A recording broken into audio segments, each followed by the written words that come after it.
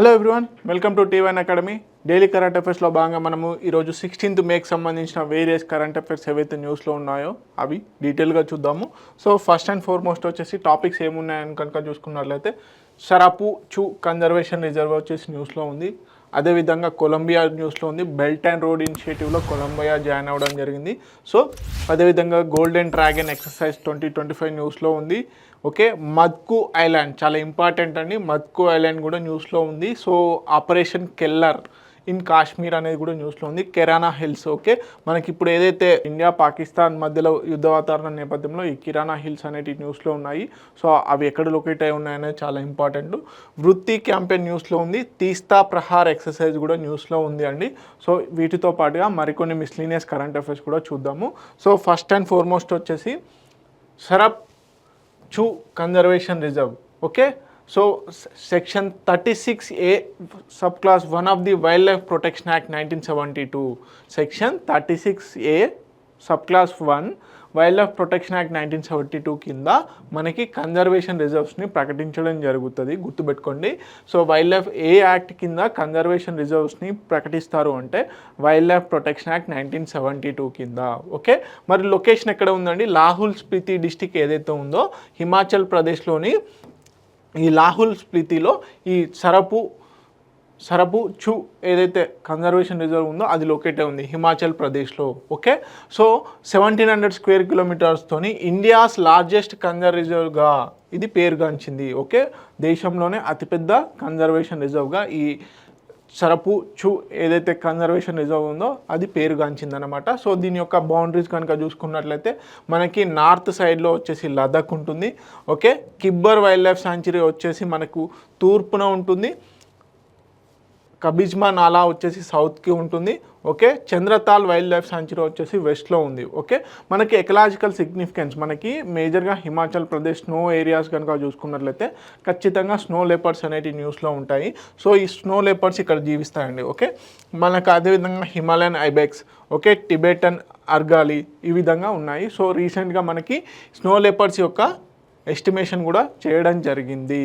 Okay, so wild life కారిడార్గా ఈ ఏది సరపు చు కన్జర్వేషన్ రిజర్వ్ అనేది యాక్ట్ చేయడం జరుగుతుంది. సో వైల్డ్ లైఫ్ కారిడార్ అంటే ఒక నేషనల్ పార్క్ కానీ ఒక బయోస్పియర్ రిజర్వ్కి ఇంకో బయోస్పియర్ రిజర్వ్ కానీ ఇంకొక నేషనల్ పార్క్ కానీ కనెక్టింగ్ పాయింట్గా ఉంటే మధ్యవర్తిత్వంగా ఉంటే దాన్ని వైల్డ్ లైఫ్ కారిడార్గా పేర్కొనడం జరుగుతుంది. సో ఇది ఏ విధంగా ఉపయోగపడుతుంది అంటే ఒక నేషనల్ పార్క్ నుంచి ఇంకో నేషనల్ పార్క్స్కి జంతువులు మూవ్ అవ్వడానికి ఈ కన్జర్వేషన్ రిజర్వ్స్ ఉపయోగపడతాయి అన్నమాట. సో వైల్డ్ లైఫ్ కారిడార్ని ఉపయోగపడడం జరుగుతాయి. సో ఏంటి మనకి కింబర్ వైల్డ్ లైఫ్ శాంచురీ ఏదైతే ఉందో కింబర్ అలాగే చంద్రతాల్ వైల్డ్ లైఫ్ శాంచురీ ఈ రెండు వైల్డ్ లైఫ్ శాంచురీస్కి ఇది వైల్డ్ లైఫ్ కారిడార్గా మూవ్మెంట్గా పనిచేస్తూ ఉంది. ఓకే, సో అదేవిధంగా క్యాచ్మెంట్ ఏరియా ఆఫ్ ది చెరప్ నాలా వచ్చేసి ఇక్కడ మేజర్ రివర్ అండి. ఈ ఏది సరపు చా ఏదైతే కన్జర్వేషన్ రిజర్వ్ ఉందో దాంట్లో ఈ చెరప్ నాలా అని చెప్పేసి ఏదైతే రివర్ ఉందో అది మెయిన్ రివర్గా ఉంది. సో ఈ కాన్ఫ్లుయెన్స్ ఆఫ్ ఉన్నామ్ రివర్ అండ్ చెరప్ నాలా ఈ మేజర్ ఈ లొకేషన్స్లో లొకేట్ అయి ఉందన్నమాట. ఓకే, సో ఇటీవల కాలంలో ఇండియాలో నిలిచినటువంటి అతిపెద్ద కన్జర్వేషన్ రిజర్వ్ ఏదంటే సరపు చా ఏదైతే ఉందో ఆ కన్జర్వేషన్ రిజర్వ్. ఓకే, సరపు చా అదేవిధంగా ఎక్కడ లొకేట్ అయి ఉందంటే Himachal Pradesh, India's largest conservation reserve. So conservation రిజర్వ్స్ని దేని కింద ప్రకటిస్తారు అంటే wild life protection act 1972 section 36A sub clause 1 కింద. Okay, so next current affair కనుక చూసుకున్నట్లయితే బెల్ట్ అండ్ రోడ్ ఇనిషియేటివ్ ఏ కంట్రీకి సంబంధించిందండి? మనకి బెల్ట్ అండ్ రోడ్ ఇనిషియేటివ్ వచ్చేసి చైనా యొక్క ప్రాజెక్ట్ అండి. సో ఈ బెల్ట్ అండ్ రోడ్ ఇనిషియేటివ్లో జాయిన్ అయ్యేటువంటి కంట్రీస్ మేజర్గా ఏమవుతుందంటే చైనా అక్కడ ఇన్ఫ్రాస్ట్రక్చర్ ప్రాజెక్ట్స్కి లోన్స్ కింద కన్స్ట్రక్ట్ చేయడం జరుగుతుంది. గుర్తుపెట్టుకోండి, బెల్ట్ అండ్ రోడ్ ఇనిషియేటివ్ ఏదైతే ఉందో ఈ belt and road initiative project భాగంగా చైనాకు సంబంధించిన ప్రాజెక్ట్ ఇది.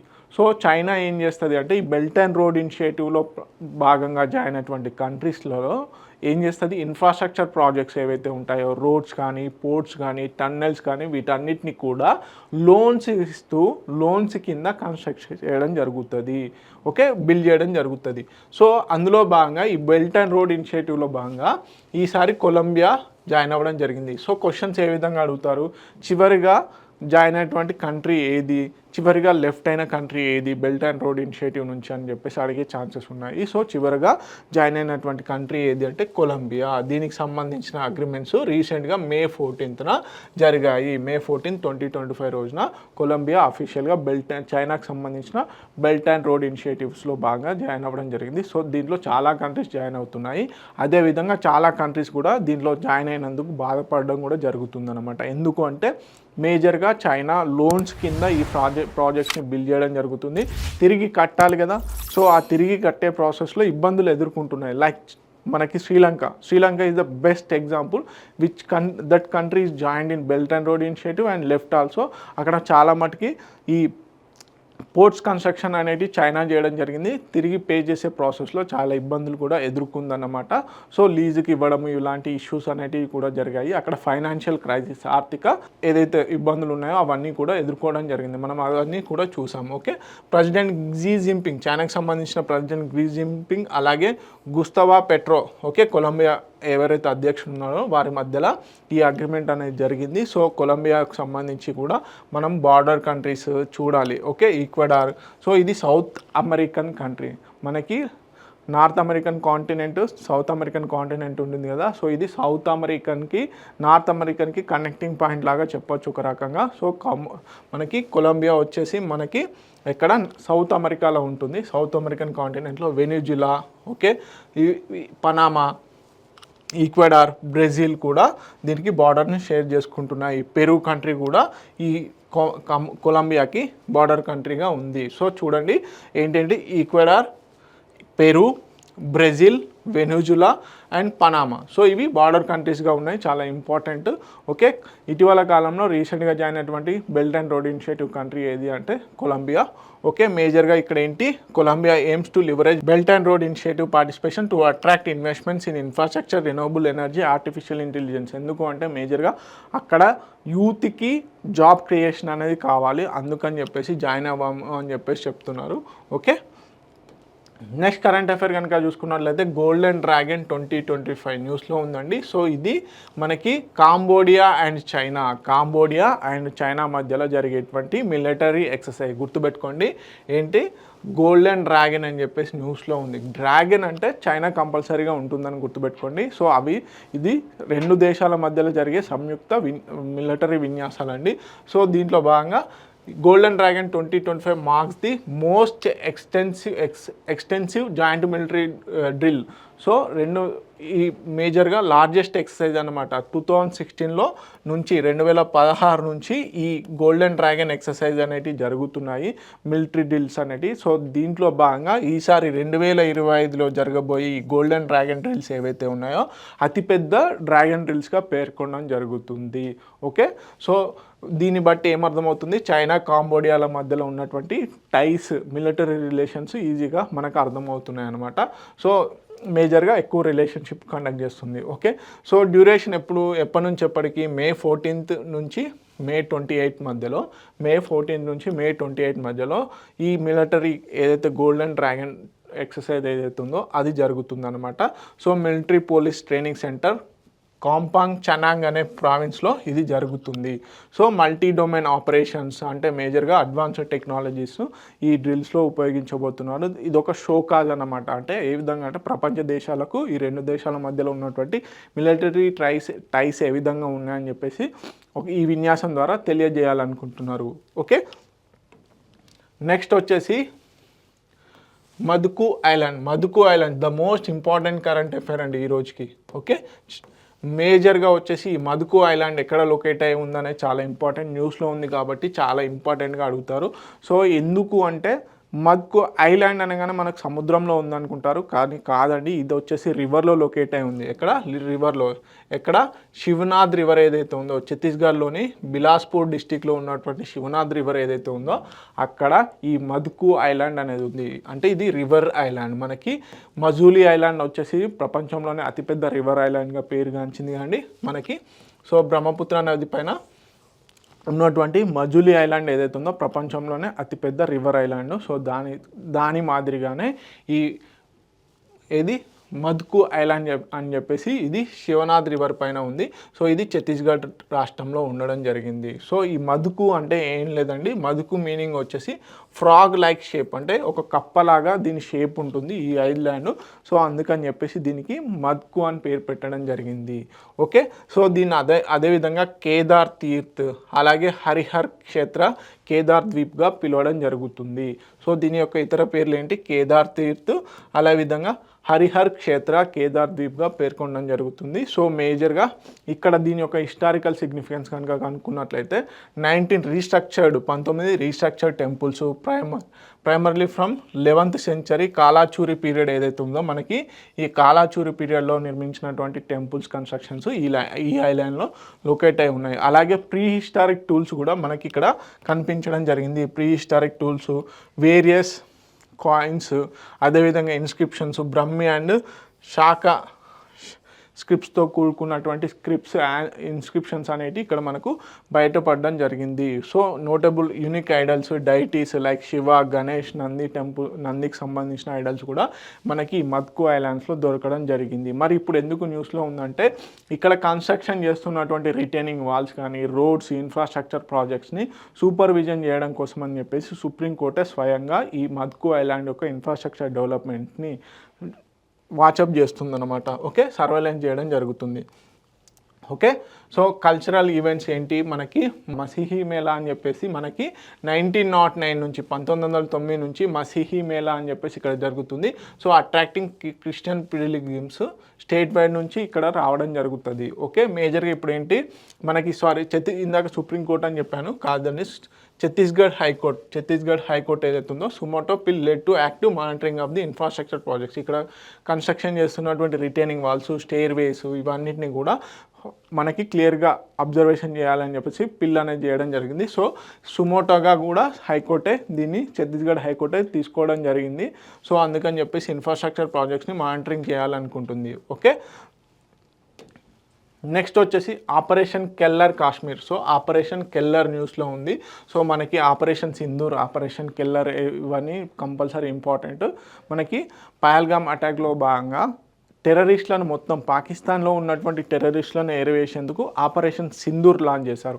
మరి ఆపరేషన్ కెల్లర్ అనేది స్పెషల్ ఏంటి, ఆపరేషన్ కెల్లర్ ఎందుకు అంటే మేజర్గా మనకి రీసెంట్గా పహల్గామ్లో జరిగినటువంటి ఉగ్రదాడిలో ఏదైతే మాస్టర్ ప్లాన్ చేసినటువంటి క్యాండిడేట్ని ఆ టెర్రరిస్ట్ని చంపివేయడం కోసం అని చెప్పేసి చేసిందే ఆపరేషన్ కెల్లర్. సో ఇది ఎక్కడ ఉంది, యాక్చువల్లీ కెల్లర్ అనేది ప్లేస్ అండి, షోకాల్ కెల్లర్ అని చెప్పేసి ఒక ప్లేసు. ఇది జమ్మూ కాశ్మీర్లో ఉన్నటువంటి షోపియాన్ అనే డిస్టిక్లో షోయికల్ అనే కెల్లర్ అనే ప్లేస్ ఉంది. సో అక్కడ ఈ టెర్రరిస్టులు దాక్కోవడం జరిగింది. అందుకని చెప్పేసి ఆ ఏరియాలో ఉన్నటువంటి టెర్రరిస్టులని మొత్తంగా ఎస్పెషల్లీ పహల్గామ్ అటాక్లో ఎవరైతే భాగంగా ఉన్నారో దాని వెనకాల ఉన్నటువంటి మాస్టర్ మైండ్ ఉన్నటువంటి టెర్రరిస్ట్ని చంపివేయడం కోసం అని చెప్పేసి, అంటే అంతమొందించడం కోసం అని చెప్పేసి ఆపరేషన్ కిల్లర్ని లాంచ్ చేయడం జరిగింది. So Indian army, Jammu Kashmir police దీన్ని సంయుక్తంగా సిఆర్పి వాళ్ళు చేశారు. So neutralize threats 3 terrorist affiliated with the Lashkare తోయిబాతోని సంబంధం ఉన్నటువంటి టెర్రరిస్టులను ఏరివేసేందుకు అని చెప్పేసి ఈ ఆపరేషన్ కిల్లర్ని తీసుకొచ్చారు. మేజర్గా షహీద్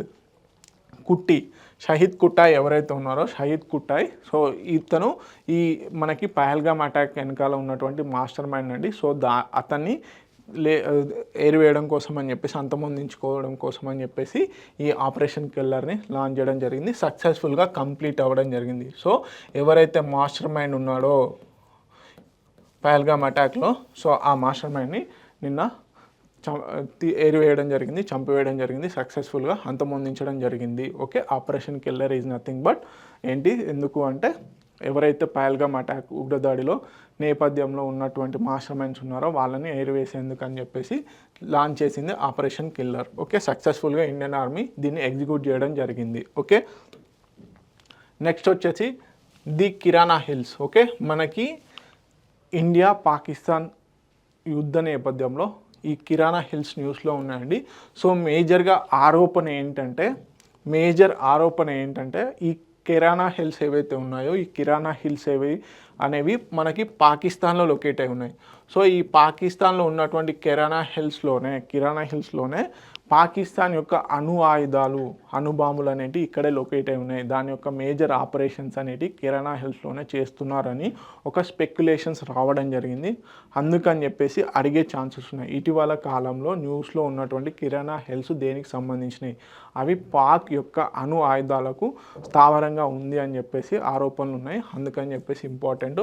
సో మేజర్గా సర్గోదా డిస్టిక్ ఏదైతే ఉందో పంజాబ్ ప్రావిన్స్, పాకిస్తాన్లో కూడా పంజాబ్ ప్రావిన్స్ ఉందండి. సో ఆ పంజాబ్ ప్రావిన్స్లోని సర్గోదా డిస్టిక్లో ఈ కిరాణా హిల్స్ అనేటివి ఉన్నాయి. So Pakistan air force base ఏదైతే ఉందో ముసాఫ్ ఏదైతే ఉందో దానికి సంబంధించిన కమాండ్ హెడ్ క్వార్టర్స్ అనేది ఇది కిరాణా హిల్స్లో లొకేట్ అయి ఉండడం జరిగింది. సో వీటిని ఏమని పిలుస్తారు, బ్లాక్ మౌంటైన్స్ అని కూడా పిలవడం జరుగుతుంది.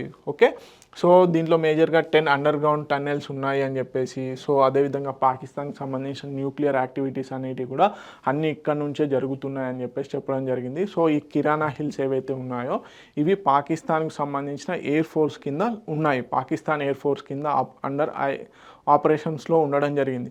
కాకపోతే ఏంటంటే ఇక్కడ నుంచే న్యూక్లియర్ యాక్టివిటీస్ జరుగుతున్నాయని చెప్పేసి కూడా ప్రధాన ఆరోపణలు ఉన్నాయి. అందుకని చెప్పేసి న్యూస్లో ఉంది. మేజర్గా సర్గోదా ఎయిర్ బేస్ ఏదైతే ఉందో 20 కిలోమీటర్స్కి దీనికి డిస్టెన్స్లో ఉండడం జరిగింది. అలాగే కుషబ్ న్యూక్లియర్ కాంప్లెక్స్ ఏదైతే ఉందో అది కేవలం 75 కిలోమీటర్స్ డిస్టెన్స్లోనే ఉండడం జరిగింది.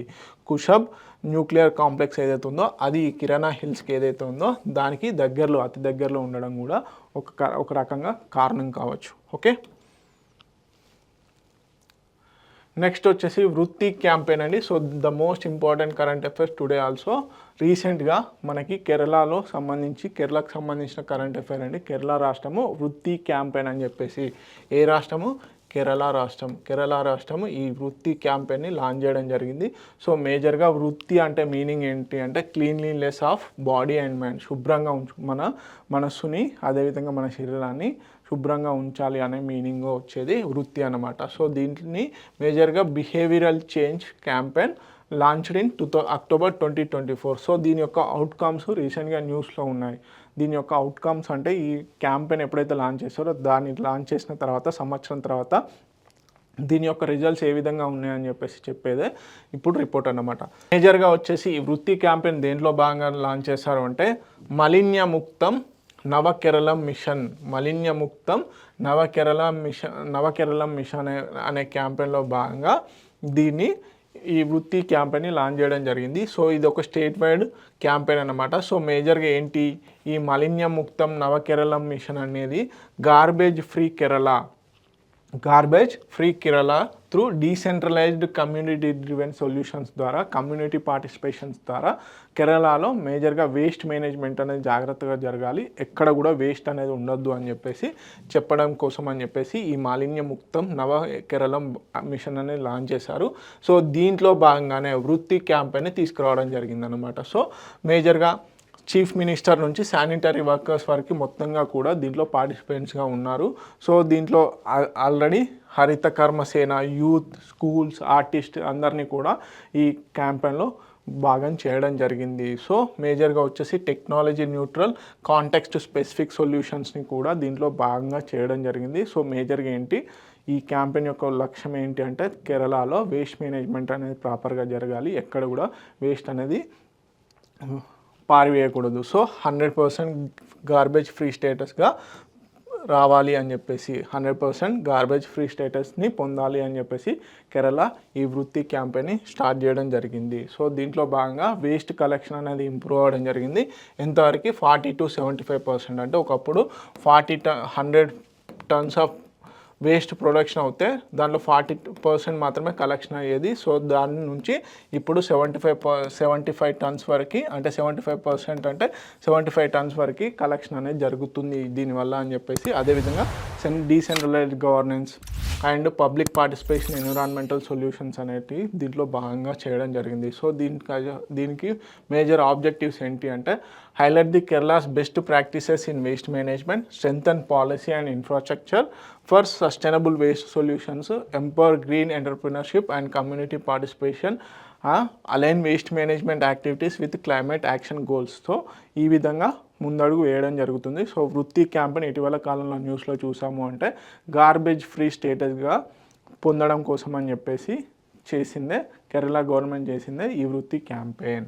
ఓకే, అదేవిధంగా నెక్స్ట్ కరెంట్ అఫేర్ కనుక చూసుకున్నట్లయితే తీస్తా ప్రహార్, పశ్చిమ బెంగాల్లోని తీస్తా ఫీల్డ్ ఫైరింగ్ రేంజ్ ఏదైతే ఉందో తీస్తా ఫీల్డ్ ఫైరింగ్ రేంజ్లో ఈ తీస్తా ప్రహార్ పేరుతో భారత సైన్యం భారీ ఎత్తున సైనిక విన్యాసాలు నిర్వహించింది. ఓకే, తీస్తా ప్రహార్ న్యూస్లో ఉంది అంటే ఇది ఒక సైనిక విన్యాసం ఫస్ట్ ఆఫ్ ఆల్. సో ఏంటి అంటే యుద్ధం వాటిల్లితే ఏ విధంగా రియాక్ట్ అవ్వాలి అని చెప్పేసి ఒక మాక్ డ్రిల్ లాగా చేయడం జరిగింది. ఓకే, సో తీస్తా ప్రహార్ అంటే ఏం లేదండి, బెంగాల్లోని తీస్తా ఫీల్డ్ ఫైరింగ్ రేంజ్ ఏదైతే ఉందో అక్కడ ఒక మిలిటరీ ఎక్సర్సైజ్ అనేది కండక్ట్ చేయడం జరిగింది. ఒక మాక్ డ్రిల్ టైప్గా ఒకవేళ యుద్ధం వస్తే ఏ విధంగా రియాక్ట్ అవ్వాలి శత్రు దేశాలపైన అని చెప్పేసి ఒక మేజర్గా ఒక డ్రిల్ అన్నమాట. ఓకే, తీస్తా నది పరివాహక ప్రాంతంలో ఉంది కాబట్టి తీస్తా ప్రహార్ అని పేరు పెట్టడం జరిగింది. సో ఫైర్ ఫీల్డింగ్ అనేది చాలా ఇంపార్టెంట్. తీస్తా ఫీల్డ్ ఫైరింగ్ రేంజ్లో ఇది జరగడం. ఓకే, నెక్స్ట్ వచ్చేసి జూన్ 8న శుభాంశు శుక్లా, మన ఇండియన్ ఆస్ట్రోనాట్ అయినటువంటి శుభాంశు శుక్లా గారు ఈ జూన్ 8న మనకి ఇంటర్నేషనల్ స్పేస్ స్టేషన్కి ట్రావెల్ చేయబోతున్నారు. ఓకే, స్పేస్లోకి ఎంటర్ అవ్వబోతున్నారు, స్పేస్ ట్రావెల్ చేయబోతున్నారు. ఎవరు? శుభాంశు శుక్లా. మనకి గగన్యాన్ మిషన్లో భాగంగా 4 ఆస్ట్రోనాట్స్ ఎవరైతే ఉన్నారో 4 ఆస్ట్రోనాట్స్ని ట్రైన్ చేయడం జరిగింది కదా, దాంట్లో నుంచి ఒకరిని ఈ శుభాంశు శుక్లా, వారు ఇప్పుడు ఏదైతే యాక్సియామ్ స్పేస్ సంస్థకు సంబంధించిన యాక్సియామ్ 4 మిషన్ ఏదైతే ఉందో యాక్సియామ్ 4 మిషన్లో భాగంగా 4 ఆస్ట్రోనాట్స్ని స్పేస్లోకి పంపించబోతున్నారు.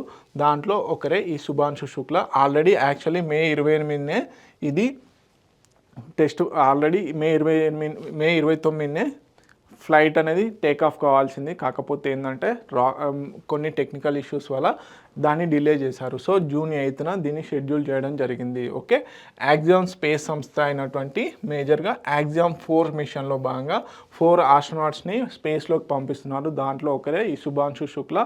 అదేవిధంగా గగన్యాన్ మిషన్లో భాగంగా 4 ఆస్ట్రోనాట్స్ని మనం ట్రైన్ చేసాం కదా, దాంట్లో ఒకరే ఈ శుభాంశు శుక్లా. ఓకే, నెక్స్ట్ వచ్చేసి మనకి periodic labour force survey. Actually every year quarterly 3 మంత్స్కి ఒకసారి, అదేవిధంగా 1 ఇయర్కి ఒకసారి ఈ పీరియాడిక్ లేబర్ సర్వేని రిలీజ్ చేయడం జరుగుతుంది. కాకపోతే ఫస్ట్ టైం ఈ పీరియాడిక్ లేబర్ ఫోర్స్ సర్వేని ఫస్ట్ టైం నెలవారీగా మంత్ వైజ్గా రిలీజ్ చేయడం జరిగింది. సో ఇప్పుడు నిరుద్యోగ రేటు ఎంత ఉంది అంటే 5.1%గా ఉంది అని చెప్పేసి ఈ తొలిసారిగా నెలవారీ డేటా విడుదలలో భాగంగా రిలీజ్ చేయడం జరిగింది.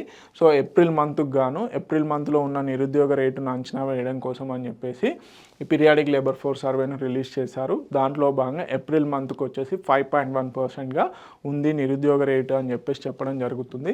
So periodic labour force survey మేజర్గా వచ్చేసి మనకి 3 మంత్స్కి ఒకసారి అండ్ 1 ఇయర్కి ఒకసారి రిలీజ్ చేసేవారు. కాకపోతే మనకి ఎప్పటికప్పుడు రియల్ టైంలో డేటా అవైలబుల్గా ఉండాలన్న ఉద్దేశంతో దీన్ని ప్రతి నెల రిలీజ్ చేయాలని చెప్పారు. సో ఆ ప్రతి నెల రిలీజ్ చేసే ప్రాసెస్లో ఫస్ట్ టైం ఈసారి ఏప్రిల్ మంత్కి గాను రిలీజ్ చేయడం జరిగింది. ఏప్రిల్ 2025 గాను రిలీజ్ చేయడం జరిగింది.